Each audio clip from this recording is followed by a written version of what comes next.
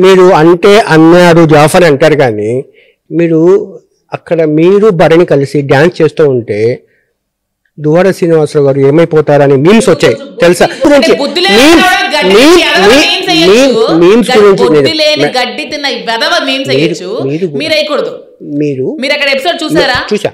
మీరిద్దరు డాన్స్ చూసా నాగార్జున చేయమన్నారు నేను డాన్స్ చేస్తుంటే వచ్చి యాడ్ చేయమన్నారు మేమైనా చేతులు పట్టుకొని చేసామా లేకపోతే పట్టుకొని చేసామా హగ్గులు చేసుకుంటూ చేసామా సరే ఏం చేస్తే వదిలేకండి మీరు క్వశ్చన్ అడిగినప్పుడు ఆన్సర్ చెప్పండి ఫెయిర్ గా నిందలేదు మీకు అక్కడ తప్పుగా ఏం కనిపించిందో ఫస్ట్ ఆన్సర్ చేయండి ముందు చెప్తా మీకు అసలు కనిపించిందా మా ఇద్దరు ఎప్పుడైనా పక్క పక్కన కూర్చోవడం మీరు చూసారా హౌస్ లో మీరు సపోర్ట్ చేయలేదు భరణిని ఏంటి భరణిని మీరు సపోర్ట్ చేయలేదు విషయంలో ప్రతి విషయంలో ఒక విషయం చెప్పండి ఏమండి భరణిని ఇప్పుడు భరణి తనుజ వారిద్దరు నాన్న కూతురు అని చెప్తారు అది కూడా మీరు డైజెస్ట్ చేసుకోకుండా ఆ విషయం పాయింట్ అవుట్ చేశారు లేదా మీరు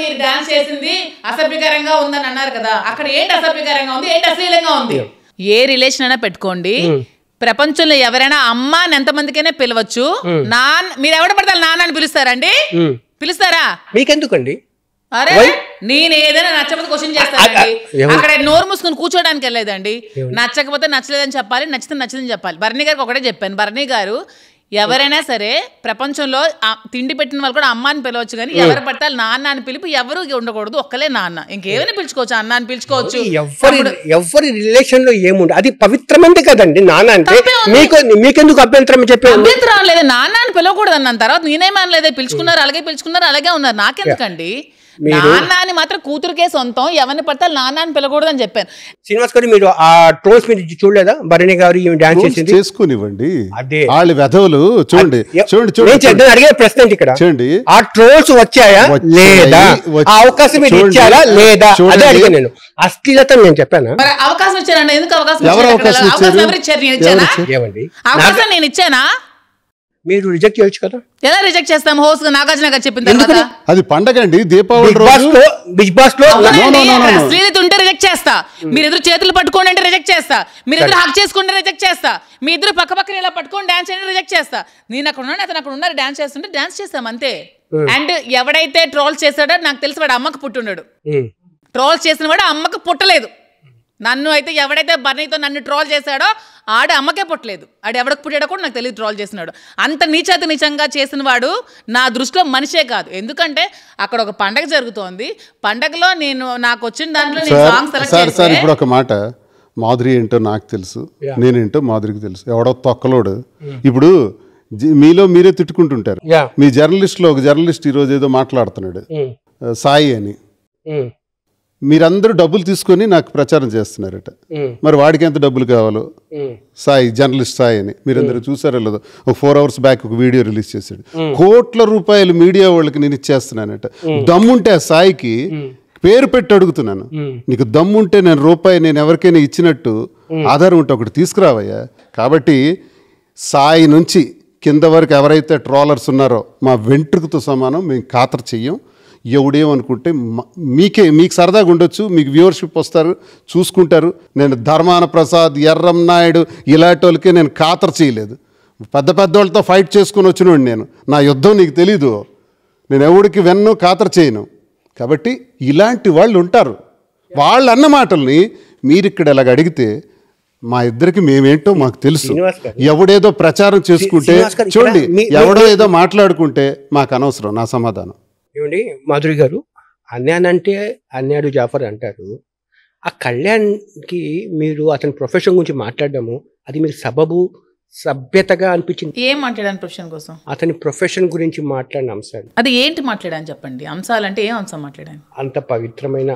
ప్రొఫెషన్ నుంచి ఉండి ఇక్కడ అమ్మాయిలతో అతను అక్కడ ప్రొఫెషన్ నేను బ్యాట్ చేయలేదే జర్నలిస్ట్ గా మీరు ఏం అర్థం చేస్తున్నారు ప్రొఫెషన్ చాలా పవిత్రమైనది మరి ప్రొఫెషన్ కోసం మాట్లాడానని ఎలా అండి కళ్ళు ఇంత పెద్ద చేసి మాట్లాడుతూ చంద్రముఖి లాగా మీరు ప్రశాంతంగా కూడా మాట్లాడచ్చు కదా నేను ప్రశాంతంగా సమాధానం చెప్తున్నాను కదా ఇప్పుడు వంకర టెంకర్ క్వశ్చన్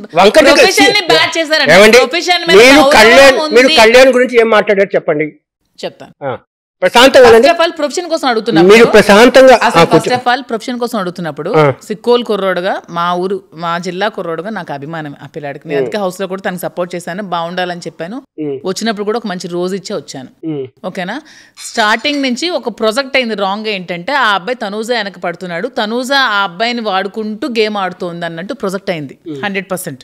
మీరు మీమ్స్ చూడొచ్చు, ట్రాల్స్ చూడొచ్చు, వీడియోస్ చూడొచ్చు. ఇది కూడా స్టార్టింగ్ అన్నారు కదా మాట తనుజకి. ఓకే, తనుజతో మీరే అన్నారు కదా మాట.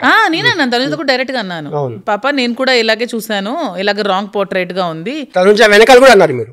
తనుజ వెనకతలు అన్నాను, తనుజ కూడా వెళ్ళి చెప్పాను. తనుజ వెనకతలు అంటే నాకు రమ్య డిస్కషన్ లో రమ్య నాకు ఏమనిందంటే, ఈ కళ్యాణ్ గాడి ఎప్పుడు చేతులేస్తూ ఉంటాడు అమ్మాయిల మీద, ఇలా చేతులేస్తూ ఉంటే అమ్మాయిలు పిచ్చోడు, నా మీద ఇలా చేతులేస్తే నేనైతే కాలు కింద వేసి తొక్కేసేదా అని అనింది. అప్పుడు నేను రమ్యతో ఏమన్నానంటే, రమ్య పాప, ఒక అబ్బాయి చేతులు వేస్తాడంటే అమ్మాయి ఛాన్స్ ఇస్తే కదా చేతులు వేస్తాడు. ఇప్పుడు అబ్బాయి ఎవరైనా చేతులు వేస్తాడు అనుకోండి, అమ్మాయి నో అని చెప్తే అబ్బాయిని చేయగలడా?